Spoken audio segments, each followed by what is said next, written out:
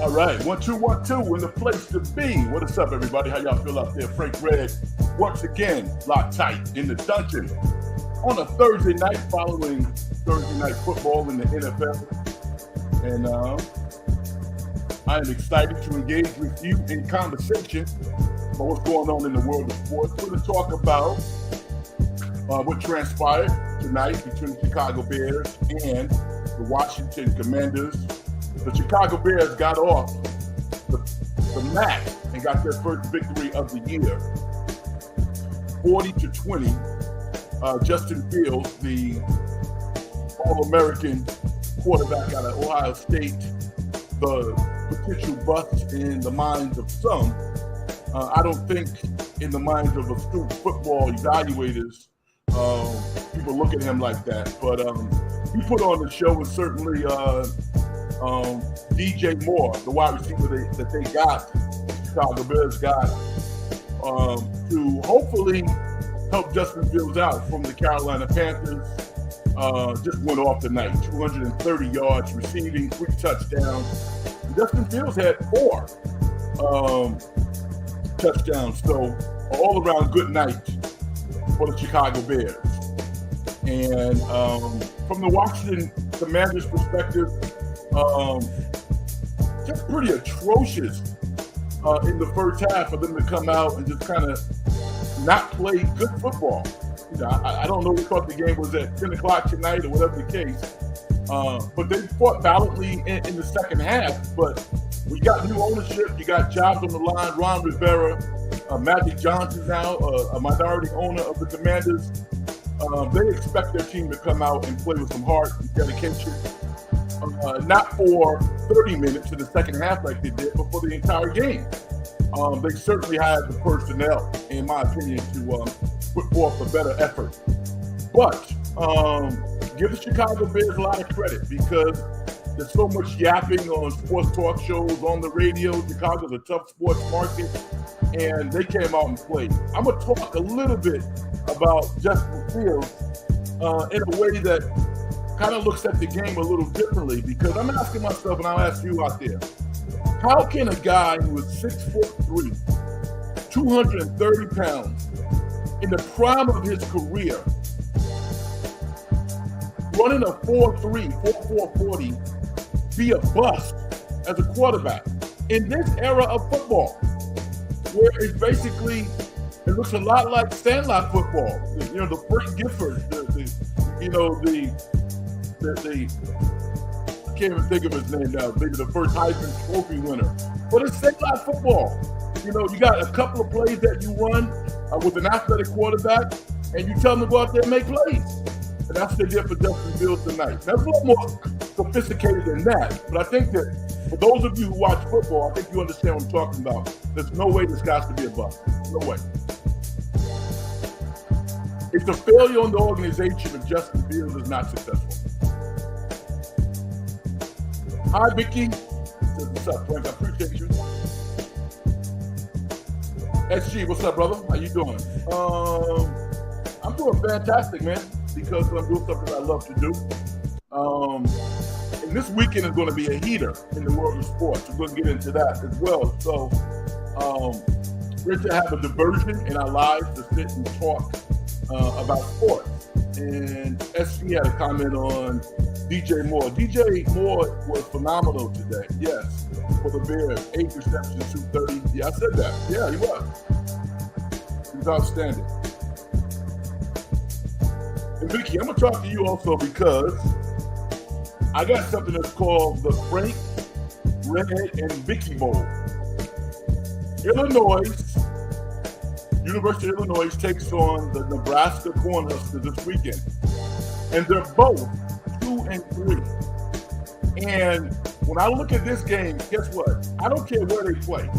The best team's going to win. This game will go a long way in deciding whether or not you are correct in your proclamation that Nebraska sucks versus mine that I think that they're pretty decent. And they're going to have, I said 8 wins. Now I'm vacillating between 7 and 8.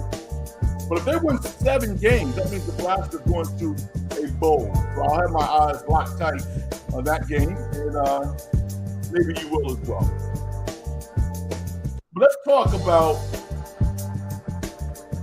what most sports fans in this part of the world are interested in. And that is the San Francisco 49ers taking on the Dallas Cowboys this Sunday night. And it's one of those games that means a lot more than just one game. First and foremost, the Dallas Cowboys versus the 49ers is one of the biggest rivalries in all of sports. And it's interesting because each fan base, each generation has had its own iteration of this rivalry. You can go back to 81 with Dwight Clark from Joe Montana, anointing the 49ers to greatness on their reign. I think it was 81. Was that 81? I think so. And then you have the Deion Sanders 49ers, the Jerry Rice, and Steve Young. And then he goes to the Dallas Cowboys, and they win a couple Super Bowls. So this has been big. And I'm a Dak guy. You guys know that. So, but I have to be honest. This particular game for Dak is important because if he doesn't, he has to at least play well. Otherwise, he slides more and more into that Danny White zone, which is what you don't want to do. Danny White was the quarterback who followed Troy Aikman. And guess what? Danny White was a damn good quarterback. But you never really hear him mentioned in the higher laurels of Dallas Cowboy players because he didn't win. He didn't win a Super Bowl. Troy Aikman, by all accounts, has very pedestrian stats. But the biggest stat that he has is a 3-time Super Bowl winner. That's the most important stat that he has. I don't think Dak needs to do that. Dak needs to win one Super Bowl. All right? So Sunday night's game is going to be pretty good against a tough, bolted 49er defense. And for those out there that have anointed Brock Purdy as top 7 quarterback. Some people think Brock Purdy is a top 8 quarterback. I don't think so. I think he's more of top 10 to top 12. For the 49er system, he might be a top 5 quarterback. But for those that think that he needs to show a little more to establish himself as one of the best young quarterbacks in the NFL, I think this game against the Dallas Cowboys is one that he's going to be in a position where he has to make some plays. And I want to see that because I like to see people win. At the same time, I don't like the hype machines that are out there. And, I want to see him ball. And if he's as good as Dak Prescott or better, then I want that to show on Sunday night. So I want to talk about the quarterback matchup, the game between the Cowboys and 49ers. We can do that. The 49ers, I believe, are the best team. But the best team doesn't always win. All right? What I'm also interested in is CMC, Christian McCaffrey, continuing to do his thing. This is a guy who scored a touchdown in 14 straight games. And he looks like the best running back in all of football. And it's not even really a contest to me. So there's all of these sub-narratives associated with Christian McCaffrey for various reasons. I just like him because he's tough. And I watched him since he's at Stanford. And it would be nice to see somebody like him, a running back, shake up the MVP race and actually win it because I think he's underrated. I don't think he gets the credit that he deserves on the 49ers because they're so good from top to bottom. But look at this team schematically since he's come from Carolina. He's made a tremendous difference. And more things than not, he's been available. He wasn't always available in Carolina. So I'm getting hyped up, as you guys can tell. You want to talk about the 49ers versus the Dallas Cowboys, we can do that. I'm going to say something also about Justin Fields. I'm going to go back and forth with that. I'm questioning whether or not, and I hate to put it in this context, but doesn't it seem pretty weird that the Bears couldn't devise a game plan the first 4 that suits Justin Fields' talent. He's not a quintessential pocket passer, pocket quarterback. He's a hell of a talent. He has a gun for an arm. You know, I think some offensive coordinators, unfortunately, are married to their offenses. They really are. They're married to their offenses. And, you know, as a result, more quarterbacks are destroyed than developed. You know, just dust them off and send them to the wreckage and we'll grab somebody else because this is my offense and you got to fit into my offense. Wait a minute. Think about how many games the Baltimore Ravens have won since they put Jackson back there. And they finally decided to pay him, but it was pretty clear how they were going to win when they put him back there. Jalen Hurts, the same thing. So I'm looking at Chicago, and it seems like the guy on the sidelines, the OC, for the first 4 weeks, was constructing new algorithms on the sidelines. I'm like, nah, put the ball in Justin's hands, get it to the edge, and let him make plays. That's all. Not that hard, but they make it hard. SG says, I have one of my supervisors at work who is a massive Justin Fields fan, and he would be absolutely elated that the Bears got the win over the Commanders. Yeah, you know what? I think football fans in general just wanted to see this young man win and be successful. And that's all I wanted. Vicky says, if Nebraska loses Saturday, they do suck. Well, you know what? Illinois is not bad. They're pretty good. I don't know where they're playing, but that's going to be a tough game. It really is. So, I don't know. I think if they lose, they got to shake it off. No killer intended, I guess. There you go. And get ready for the next game. Some of the other games in the NFL that I'm looking at this week, Jacksonville takes on Buffalo in London. That should be pretty sweet. Imagine being a football fan in another country, and you're going to see Jacksonville against the Buffalo Bills. I guess it's analogous to Man United coming to the United States, but just outrageous soccer fans here. I guess it's the same thing. But that's big, though. The NFL is starting to really stretch its wings all over the world, and that has to be fun for football fans in countries beyond the United States borders. So, looking forward to that. Baltimore and Pittsburgh is always a battle, and I'm concerned about Pittsburgh because despite Mike Tomlin's great coaching and his ability to inspire his team, I don't know. I mean, Kenny Pickett at quarterback, I'm not ready to dump on the guy, but everything happens really, really slow. And Mitch Trubisky as the backup quarterback doesn't really excite me. I mean, he's good. He's decent. But you're used to Pittsburgh having a chance to win. And this is kind of a strange year because Cincinnati has not been good. Cleveland has kind of had a spark. But Deshaun Jackson didn't play last week, and they went back to where they were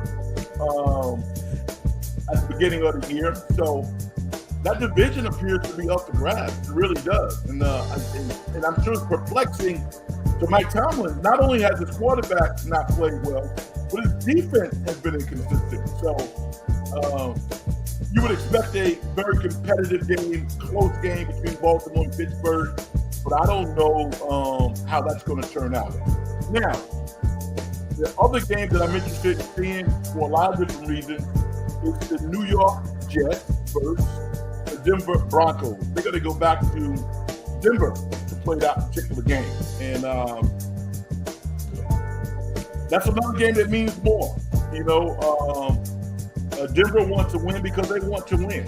You know, the Jets want to try to protect their guy, their offensive coordinator, who was the head coach of Denver last year, and Sean Payton said basically was the worst coaching job he had ever seen. And you know what? Denver hasn't played well But you could argue that fixing Russell Wilson. The season's not over. They don't have a winning record.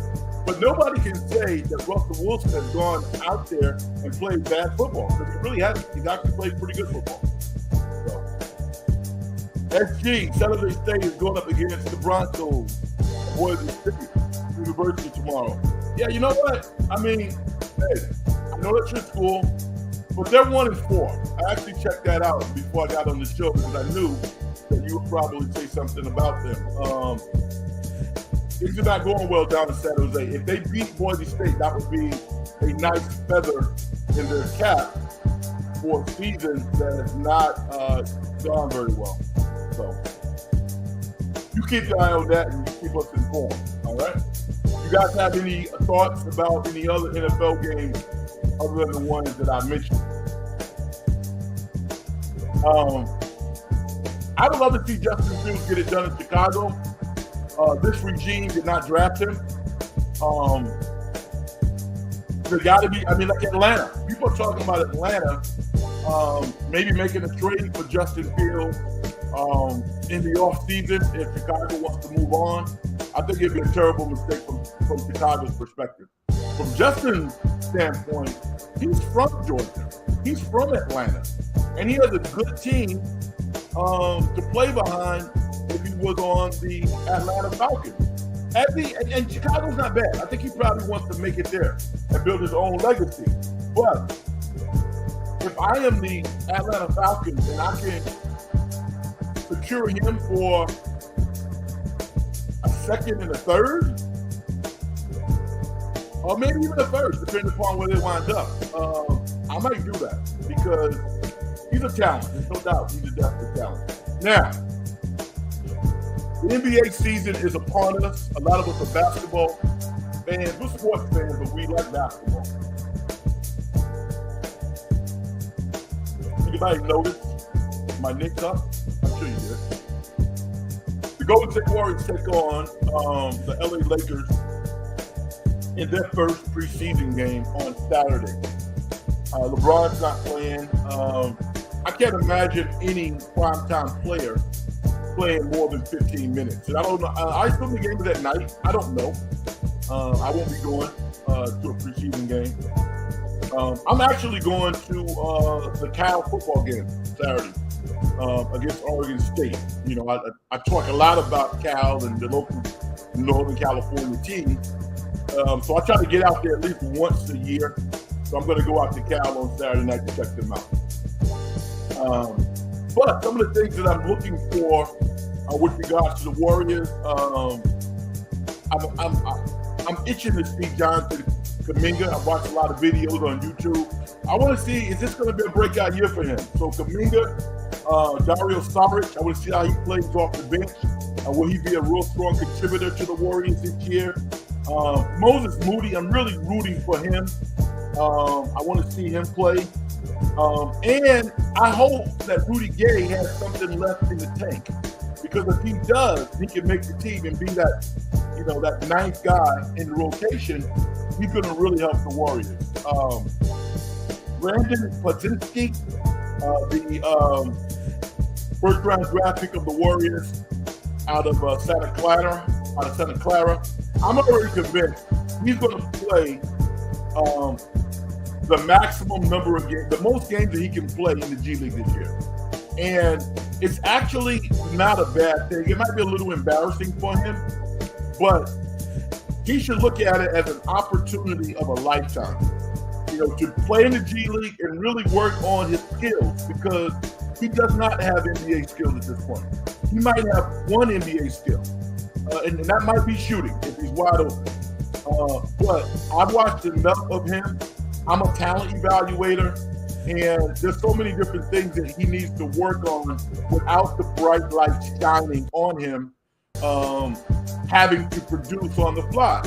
Doesn't have very good footwork. He's not real athletic. He can improve his vertical leap. He's not real strong. He doesn't do a whole lot with his right hand. So he's a pretty instinctive passer.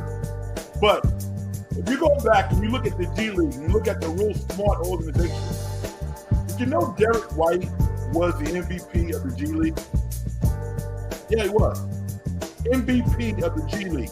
Popovich made the decision when he came out of Colorado and said, listen, you're not going to play in my rotation. I'm not going to keep you on the bench. I'm going to send you down to the G League and give you an opportunity to develop. And that's what he did. You know, I mean, that G League team, if I remember correctly, might have even won the G League championship. But he was outstanding, and he developed. He might have played for Quinn Snyder. I don't remember. But I think the Warriors will probably follow the same path with Brandon Podzinski. And I apologize if I'm mispronouncing your name, but Podzinski. I'll get it right. Cal Anderson is another former player of the San Antonio Spurs, now a mainstay in the NBA, and now he's on the Minnesota Timberwolves, a vital cog in what they tried to do. I believe he was drafted 27th or 28th out of UCLA, and he spent a lot of time in the G League and got it right. And the guy's making $9 million a year now. And I'm sure, you know, part of that tip of the cap goes to Popovich and says, yo, thank you. Thank you for believing in me and assessing what I needed to do.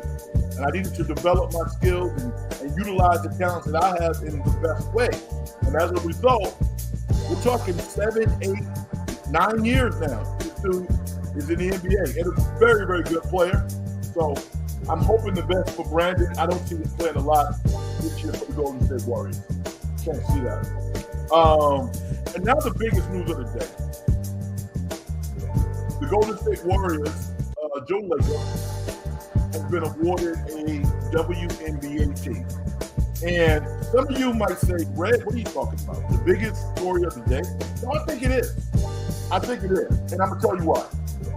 First and foremost, women's basketball is ascending to levels that not many people thought that it could. And good for them. I don't think there's no city in America that is better suited to have a successful WNBA team than the one that will be in the Bay Area. They have everything. They have the infrastructure. They have a great NBA big brother to lean on, to model themselves after, from a business perspective, so on and so forth. You guys think that you have the same colors as the Warriors? I don't think so. I don't. I think that they should have their own identity. Part of their identity is being set because they're going to be stationed in Oakland. And they're going to use the Warriors' old practice facility, which I think is awesome because it's state-of-the-art. And the practice facility is on top of a hotel, a very nice hotel, literally 1 minute from BART. So they'll be able to, move over to San Francisco if they want to by train or by car. It's real easy. They got a real nice system going on. And all of the business opportunities, the geography, the fan base, everything is working. Now, there was something on X yesterday. And they asked the question, I'm not doing sports talk radio at 3 o'clock in the morning, all right?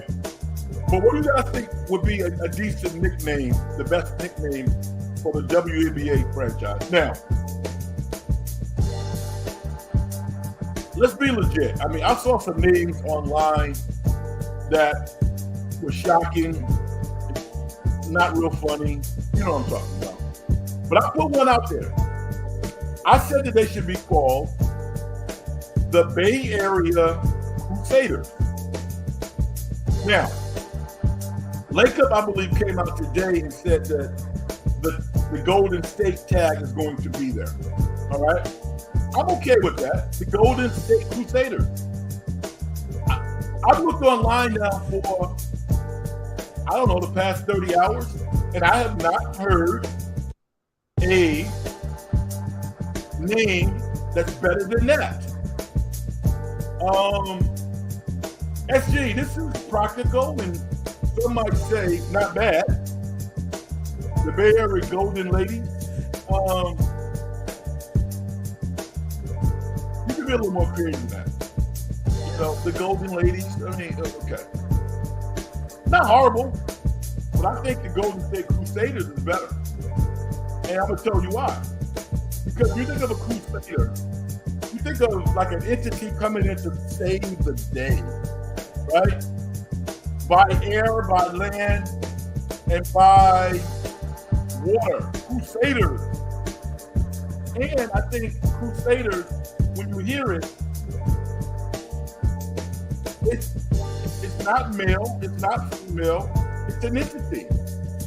Anybody can be a Crusader, you know? I think Warriors are a little masculine, but women could definitely pull it off. But I think Crusaders kind of fits right there. The Golden State Crusaders. That's my idea. I'm going to stick with it. How you guys feel about that? All right. I also want to touch on, don't be shocked. I also want to touch on, Vicky and I have a back and forth about, you know, Nebraska and Illinois this weekend. But there's a couple other games that I'm interested in. I'm going to say this. The Colorado Buffaloes play the Arizona State Sun Devils this weekend. You can talk about TCU. You can talk about Nebraska. You can talk about Colorado State. And the two games that Colorado has lost as the biggest games they played this year, Oregon and USC. But I would say that the biggest game that they will play this year is against Arizona State, because they're better than Arizona State, and they need to win. Right? They're 3-2. They win that game. They're 4-2. They're probably a top 30 team at that point, with an opportunity to go 5-2 in their next game. So Arizona State's going to be geeked up to win this game. They're going to pull out all the stops. So you're going to really see Deion Sanders' impact on coaching in this game, because it's a totally different perspective playing as the, quote, underdog. And they've been the underdog in 4 of their 5 games. The only game that they would have favored was against Colorado State. Maybe Nebraska also. I don't remember. But they are a clear favorite against Arizona State. And that's going to be different. It's out in the desert. It's going to be hot. We don't have all their players. Travis Hunter's still not going to play. Amarion Miller, the star freshman who just went off last week. I'm sure his social media has blown up all week. He's had a ton of texts and phone calls and ahs and oohs when he walks around campus. And maybe he's getting a little NIL money right now. How's he going to respond? They really need him. He's a big-time talent. SG, Golden State Lady Women Warriors? No. I mean, Lady Warriors sounds grammatically correct. Women Warriors? No. And I don't want anything to do, I don't want any affiliation with the Warriors. I don't. I mean, I can rationalize them having the same color scheme because the Warriors are so business oriented. But even that to me should be different, because you're trying to build an individual entity using the resources that the Warriors have. And that kind of gets in the way. And I'm going to say this. I'll use my home state as a model.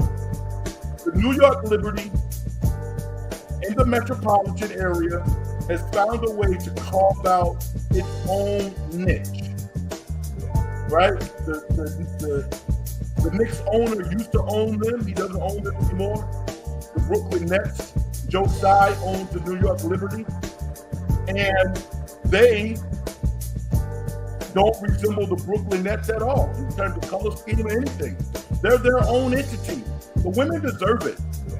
And you have enough creative minds in the Golden State Warriors organization, the ad firm, people like me, who I think have a pretty good idea. I got to throw my man out there who also has a pretty high-level idea. Mark Gray coming in strong, the Bay Area Aftershocks. Now, the only thing, Mark, is Lakers already said they're going to keep the Golden State moniker. So the Golden State Aftershocks, I like that. That works. That works. So you got Crusaders and you got Aftershocks. That would garner some votes. It really would. So, pretty darn good. Anybody else?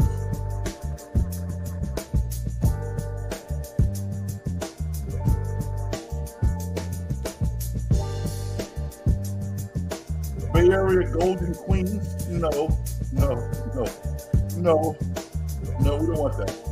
The Golden Queens? I mean, come on, man. Really?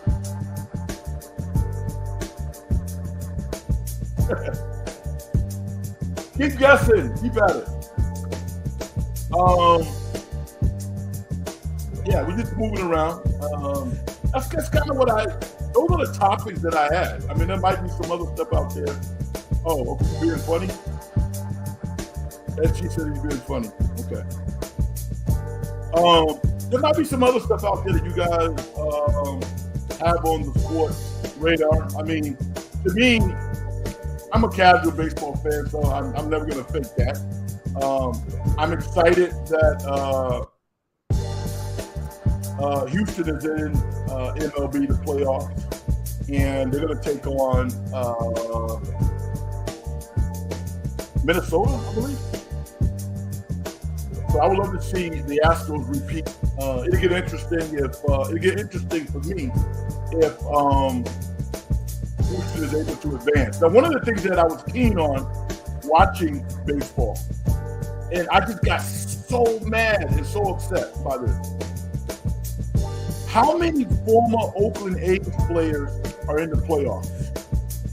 You talk about the Atlanta Braves, the LA Dodgers with all the boppers that they have, right? I mean, this murderous row type teams in MLB. The Oakland A's had those players. And guess what? They're all in the playoffs. And it pisses me off because, again, it goes back to the owner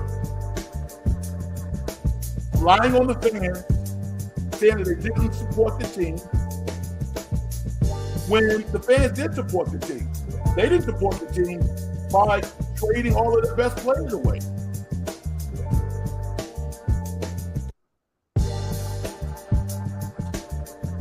Really upsetting to me.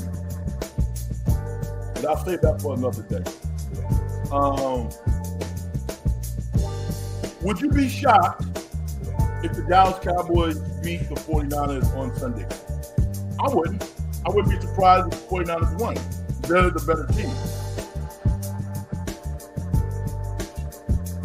But when you start to put this together and you look at the 49ers schedule, and I don't have the schedule in front of me, but I know who's in their division, there's not a whole lot of losses out there. There really isn't. Could they lose a game within their division? Yeah, they could. Seattle could beat the 49ers. If things got really crazy, I guess the Rams could. I don't see that happening. But Seattle is the only team that I see within that division that I think could possibly beat them. I think it's just too hard for a team to go undefeated in the NFL. Because of injuries, geography, juju, bad vibes, freak injuries. There's so many things that can happen. So I don't see that happening. So I just want to see a good football game. That's what I want to see. And I want to see a good football game between two of the best teams in the NFC, because it's not that many. I'm going back to last week, and I was talking about some of the top teams, and I didn't mention the Detroit Lions. I think I'm disrespecting the Lions a little bit. I think it's time to start talking about them and putting them in that conversation when you start talking about some of the best teams, because Jared Goff and his boys, led by Campbell, are playing really good football. So now you got the 49ers, you have the Dallas Cowboys, you have Philadelphia, and you got Detroit. Those are the 4 teams in the NFC that I would say have a legitimate chance of representing the NFC. There'll be other teams, 2 more in the playoffs, but I don't see it right now. That Tampa Bay, New Orleans, Atlanta, Charlotte division is pretty average, pretty pedestrian. I don't see any of those teams doing much. Minnesota still might get off the map. And I think when you look at Green Bay, people were probably a little overhyped by Justin Love's early success. If they win 8 or 9 games this year, I think that people would say that was a rousing success, particularly when you are transitioning from a Hall of Fame quarterback to a guy that many people didn't even think is going to be a successful NFL quarterback. And we still don't know, but I think that he has played well enough to inspire some hope in Green Bay. But they're not a serious challenger. The 49ers, Philly, Detroit, and Dallas. That's it. The Giants are not very good. I got into a conversation online yesterday about the Giants. And, you know, I'm a fan of the Giants, not like I was when I was like a child or much younger, but I like to see the Giants win because I know the history of the Giants, and it goes back to Mr. Mara, the original owner of the Giants, who's passed on, and now his son and his family actually owns the Giants. But Mr. Mara used to come to my basketball games at Fordham. He went to Fordham. So I've always, supported the Giants. And he actually is very giving also. I think I may have asked him for some money at one point for one of the teams I was coaching. I don't remember. But I think it's a travesty that they didn't pay Saquon Barkley. I do. And this is a clear sign of collusion if I've ever seen one. And I think it wrecked the Giants because Saquon Barkley was not only the best player on the team and not Daniel Jones. I believe he was the preeminent leader on the team.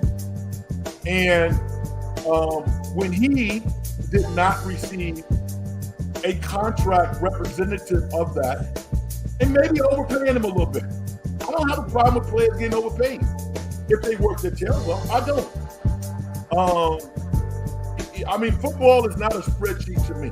Maybe it is to a lot of people, and they're kind of looking at slots they can put people in. Even like Brock Purdy. I feel sorry for Brock Purdy. I really do. If you become, my mentality, if you become the starting quarterback, that should designate that you make a certain salary. Minimum. That's what I think. Regardless if I like the quarterback, I don't like him, you're the starter. Okay, if you're the starter and you play X amount of games, I think you should make X amount of dollars. The Giants put all this pressure on Daniel Jones to be the guy, to walk in the locker room with a $90 million guaranteed contract, knowing that he's at the top of the list in terms of fumbles. He's either 1, 2, or 3. And seems like a great guy. He doesn't want to play bad in New York. You think he doesn't want to lean on Saquon? And Saquon's injured right now. That's unfortunate. but he got injured playing football, trying to make a play. And I'm not talking about him right now per se, because he's making $12, $13 million a year. That's not chump change. But I'm talking about long term. All right. I mean, suppose he was Nick Chubb. That's okay. That's just football. You know, you get hurt. Nah, man. You know, if you're an owner of a company, you're making plans for the foreseeable future. It isn't a year-to-year proposition. You know, and I think running backs are getting the short end of it. You know, I'm happy that Christian McCaffrey has been healthy, but you think that's not on his. I think part of him being healthy and playing so well with the 49ers is the result of him looking at all of his brethren throughout the NFL who are not making $16 million a year like he is. And it's well deserved. He should make more. He should make $18 to $20 million a year, as far as I'm concerned. But he's at the top of the list. He and Kamara. You think Kamara's going to make $16 million a year next year? No, he's not. No, he's not playing to that contract. But Christian McCaffrey, arguably, is exceeding, playing above his contract. And I'm happy to see that he's impacting the 49ers in that way. It bothers me not to see Zeke on the Dallas Cowboys. It does, because Zeke can play so many different roles that to look at one aspect of what he was doing and criticize him solely because he's not like a flash and dash running back anymore. And Tony Pollard is clearly better. But the Cowboys could not have paid Zeke what New England is paying him. They paid him $6 to $8 million a year. I think Zeke should still be on the Dallas Cowboys. Short yardage, running back, team leader, probably the best blocking running back in the entire NFL. I can go on for days about that. SG says the 49ers have a chance of going 5-0 against the Dallas. SG, I'm going to start calling you Mr. Obvious, man. Can you say one thing to us? And I think we can talk this way to each other. I need you to say something that the audience, the four of us listening, don't expect you to say. The 49ers are 4-0. Of course they got a chance to go 5-0. Come on, man. You could do better than that.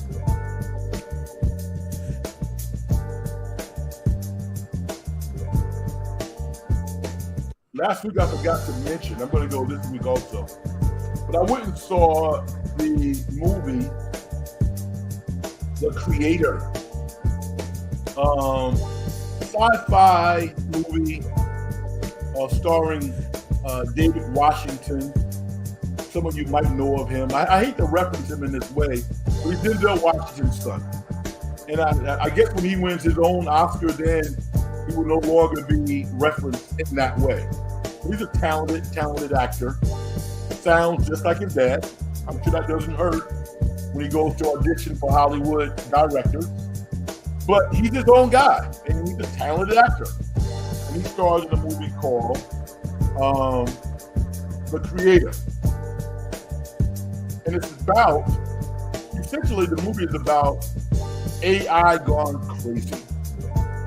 To the extent that they're going to take over the world and they're going to rule the planet. And we are on a quest, we meaning the government, to regain control of all the AI beings in the world.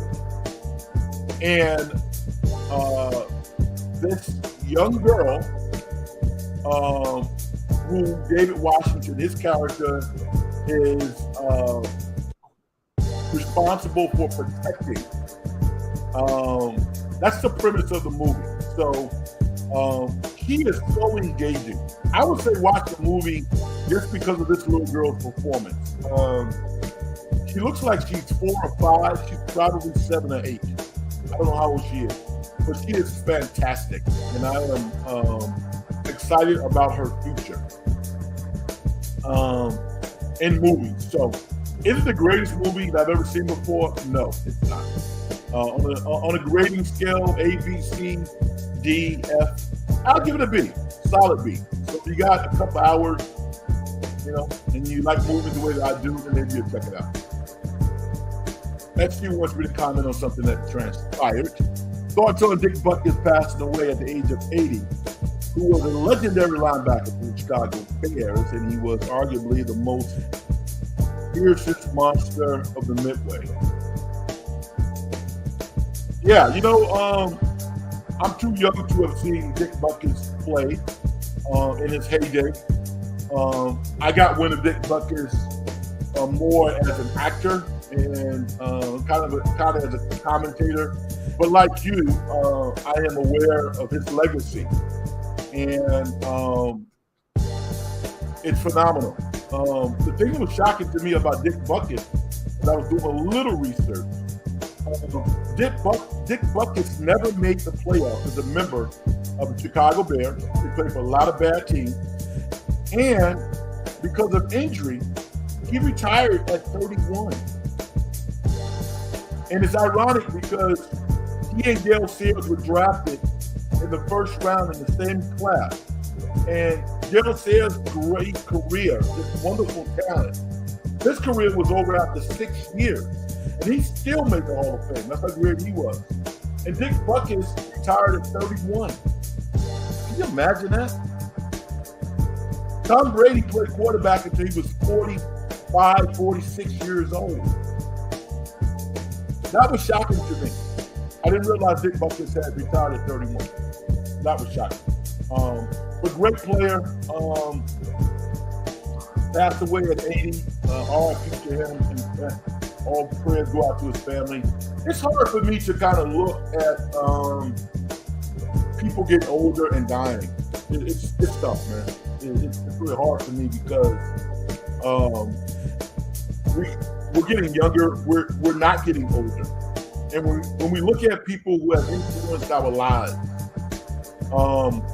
we don't see them by age. We don't, especially if they're really vibrant. They are just as adventurous as they were 20, 30 years ago. They're full of life. They're not bitter. They're still doing stuff that matters in the world. Be it acting, be it teaching, be it mentoring, be it volunteering. There's nothing like having a conversation with somebody who is older, who has lived a life, and having those individuals impart their wisdom upon us. We want those people to be here forever. And again, we don't look at them in terms of age. I'll give you a perfect example. I watch a lot of videos. You guys know I'm a music head. And I was watching Barry Gibbs of the Bee Gees on YouTube. And,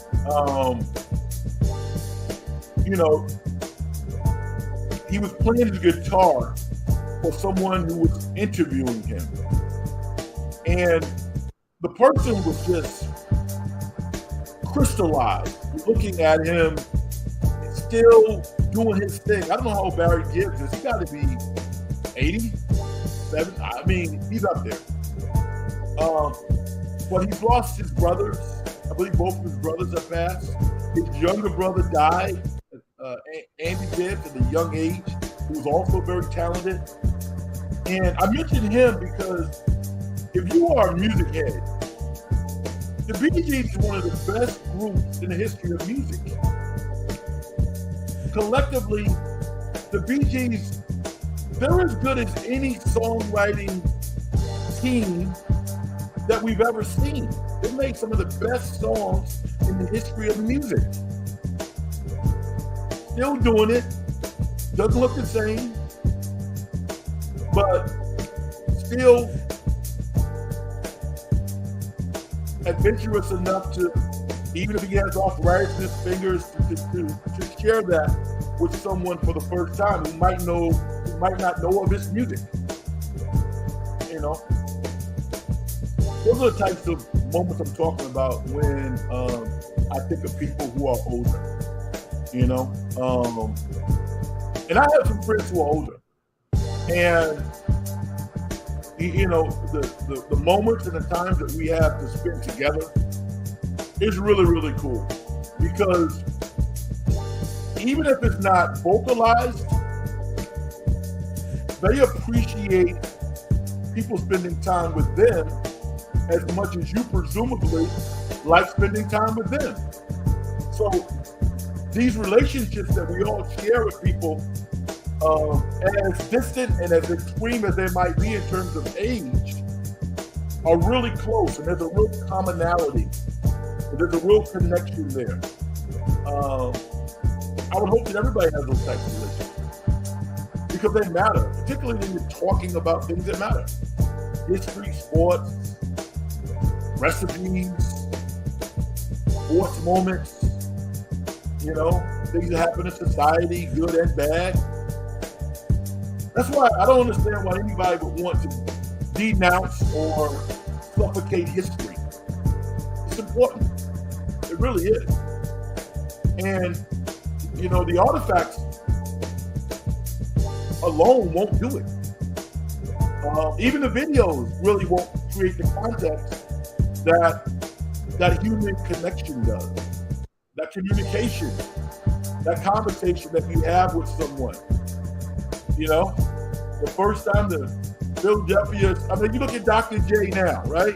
If you're a young person, you can't even fathom how good a player Dr. J was.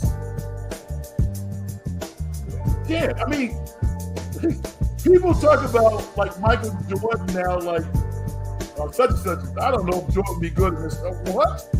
Are you out of your mind? History, conversations, maybe can create context. People are going to say the same thing about Steph Curry and LeBron James. Those of us who have the honor and the privilege to watch these great players play will be able to talk about what we saw, talk about their greatness, talk about their commitment, talk about how they might have inspired us to do whatever. And I got basketball on my brain because I haven't coached in X amount of years, but I'm going to coach a team this year. And I'm going to coach a girls team, a youth girls team, right? I think they're 12. I'm going to coach 12-year-olds, 12, 13-year-olds. And I've trained girls before. No different. I train boys or men. That's no different. But I've never coached a girls team before. And I am so excited. I am so giddy. I mean, maybe we'll practice a couple of times a week and have a game once a week. But because I understand coaching and I know what it's about, and I want to inspire some of these young ladies to maybe go on and play at a high level if that's what they want to do. I want to create the special set of moments where basketball is the hub that brings us together. But it's really not about basketball. It's about building relationships. It's about trust. It's about dealing with adversity, being excited about coming together every week and every practice. I want to take them to a play, have a dinner, and just do a bunch of stuff, man. So, you know, that's what sports are to me. You know, it's more than the scores and how much money somebody makes and all that type of stuff. You know, a lot of times when I'm looking at Stephen Curry, I'm looking at Stephen Curry when he was 8 or 9 years old, playing with Muggsy Bogues or going to practice with his dad, he and his brother, Seth. Without those moments, those opportunities, who's to say that these careers would have flourished the way that they have? I could go on. I could talk a lot about these types of things. I will go on tangents and veer off from some of the things that I was focused on talking about, but that's okay. So yeah, as we look to the weekend, there's a lot of things that's happening. I'm not going to discount the WNBA finals between the Las Vegas Aces and the New York Liberty. I guess it's a 5-game series or is it a 7-game series? I don't know. I think it's 5. I think the Aces are better, top to bottom. They're the 2-time reigning champions, or did they just win one? But obviously, I mean, I would love to see the Liberty be competitive. I don't really have a rooting interest. I mean, I like the Liberty is my team because they're from New York, but I just want to see women's basketball win. That's what I want to see. So I'm going to check some of that out. 49ers versus Dallas Cowboys this weekend. It's must-see TV on Sunday night. They'll probably break some records. So football fans are excited about that. The thing about the Cowboys, the other thing is they don't have a number 1 receiver. They don't. You know, they have a couple of guys who are like solid, they're 2s, but they don't have a number 1 receiver. They've never replaced Amari Cooper. Never. He's still as good as he was when he was on the Cowboys. Supposedly they got rid of him for money. And I'm like, really? Didn't replace him. So the NFL's going to be big. The Warriors take on the LA Lakers Saturday night. A lot of excitement and anticipation for the NBA season to start. It'll be here in a minute. I guess it starts on the 24th. But preseason games, the NBA, unlike Major League Baseball and the NFL, preseason games are really good because these guys are real competitive and their coaches are competitive. So literally, once they start ramping up the minutes, they look like regular season games. They really do. They just don't count, but they look like regular season games. Jonathan Kuminga, I want to see this dude just take off and shine and be the player that I think most of us think that he could be. And I'm rooting for Moses Moody. And, you know, it'll be interesting to see Chris Paul in a Warrior uniform also. Zach Kings, I haven't forgot about you. I'm going to talk about your prospects on Sunday night. I think you probably play this weekend also, so we'll get a chance to check you out. When I came on air tonight, I said, you know what, I'm going to do an hour. And we are at 58 and a half minutes. So I am very close to completing that goal. I want to thank the folks who listen to the live broadcast of this show. I appreciate you. I'm also working on a Warrior preview show that will be taped. And I'll put that up on my channel, in the Dungeon channel. And obviously, if you subscribe, then you'll get the alert for that. But that's going to be up probably in 2 or 3 days, in which I do probably like a 30-minute rundown and just hit on all of the important points that constitute or support winning for the Warriors. I'll give you one before I go. Last year, the Golden State Warriors were first in assists, and they were second to last in turnovers. Almost 15 turnovers a game. The Houston Rockets were last at 16 turnovers a game. The Warriors probably will go from 15 turnovers to, I think, probably about 11 or 12. So you got 3 extra possessions. That could equate to as much as 3 or 4 points per game. They were third in scoring last year. They averaged 116 points a game. I can see the Warriors averaging 119 to 120 this year. That's going to really ramp them up from like a 16 probably to like anywhere from 3 to 5. So be on the lookout for my Warrior pregame wrap-up. It'll be up in a couple of days, all right? I want to thank y'all for checking out the program tonight. I am Frank Red. You can follow me on Twitter, X, at Big Frank Red. It's right there on the screen. And I will promote this show and ask for your subscription of the program, but just by hitting the subscribe button. I do that at the end of the show. If you don't already subscribe, then hit the button if you like it. And it certainly helps the algorithm, gets us more eyeballs and ears to particularly grow the particular program. So do that if you like it. We'll get Mark here before I get out. Mark says, going to be nice to see CP3 set up Jonathan Kuminga and Moody for shots. Oh, yeah, man. The Warriors got a nice team. Farich,